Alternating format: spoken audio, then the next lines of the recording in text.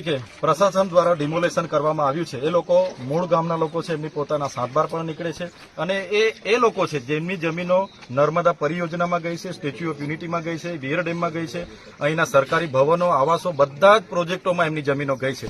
આજે એ લોકો નાની નાની લારી ગલ્લા દુકાનો ચલાવીને પોતાનું જીવન નિર્વાહ કરે છે. ત્યારે ઉદ્યોગપતિઓના, હોટલ મોટલોના માલિકોના ઇશારે જે ડિમોલેશન થયેલું છે એનો અમે વિરોધ કરીએ છીએ.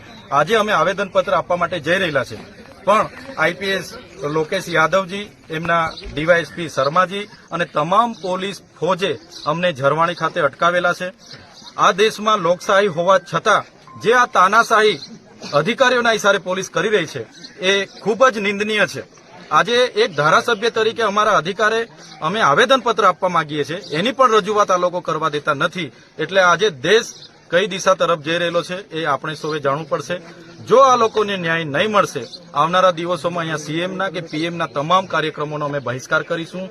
વિશ્વ આદિવાસી દિવસ પણ અહીંયા ઉજવાશે, વિશ્વ અધિકાર દિવસ પણ આવનારા દિવસોમાં ઉજવાશે. તમામ રચનાત્મક કાર્યક્રમો જો આ લોકોને ન્યાય નહીં મળશે તમારા ચાલુ રહેશે. શું કહે છે પોલીસ? પોલીસ અમને અહીંથી જવા નથી દેતી. અમારા તમામ આગેવાનોના ઘરે રાત્રેથી પોલીસ મૂકી દેવા, મારા ઘરે પણ 10 થી 15 પોલીસ મૂકવામાં આવી છે. પોલીસ શાંતિ, સલામતી અને સુરક્ષા, કાયદો વ્યવસ્થા જાળવવા માટે પોલીસને પગાર મળે છે, નહીં કે વિપક્ષના આગેવાનોને આ રીતના હેરાનગતિ કરવાની અને આદિવાસીઓને દબાવવાની આ વાત છે. જ્યારે વિકાસના નામે આદિવાસીનો ભોગ લેવાય છે ત્યારે અમને દુઃખ થાય છે.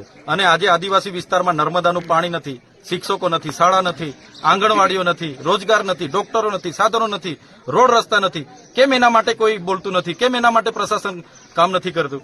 એટલે આદિવાસીઓનો માત્ર જમીનો, જળ જંગલ, જમીન છીનવવાનું આ ષડયંત્ર છે, એની સામે અમે લડવાના છે. પોલીસનો ઉપયોગ થશે કે મિલિટરીનો ઉપયોગ થશે, આવનારા દિવસોમાં જે પણ મોરચે લડવું પડશે, સડકથી લઈને સદન સુધી અમે લડીશું. કેટલા કિલોમીટર ચાલીને આવ્યા તમે અહીંયા આટલે સુધી? અમે ડેડિયાપાડાથી ઝરવાણીના રોડ પર આવ્યા અને આગળ અમને અટકાવવામાં આવ્યા, એટલે અમે ત્યાંથી પગદંડી અહીંયા ચાલીને આવ્યા છે. અહીંયા પણ અમને અટકાવવામાં આવ્યા છે. અમારી સાથે ટીંગાટોળી કરવાની પ્રયાસ હતો. પોલીસને અમે રિસ્પેક્ટ કરીએ છીએ, એમનો કાયદો વ્યવસ્થા એ લોકો જાળવે અને અમે અમારી રજૂઆત કરવા જઈએ, એ જ અમારી માંગણી છે. પણ પોલીસ આજે પણ ટાઈમ પાસ કરે છે, હમણાં પણ 2 કલાકથી જોઈએ છે. અમે તો અહીંયા જ રહેવાના છે, આવેદન આપ્યા વગર અમે જવાના નથી. પરમિશનની વાત કરીએ તો પરમિશન માટે શું કીધું છે પોલીસે? આવેદનપત્ર આપવા માટે આ લોકશાહીમાં પરવાનગીની જરૂર જ નથી રહેતી, છતાં પોલીસના કહેવાથી અમે પરવાનગી પણ માંગી, પણ પ્રશાસને અમને પરવાનગી આવેદનપત્ર આપવા માટે નથી આપી.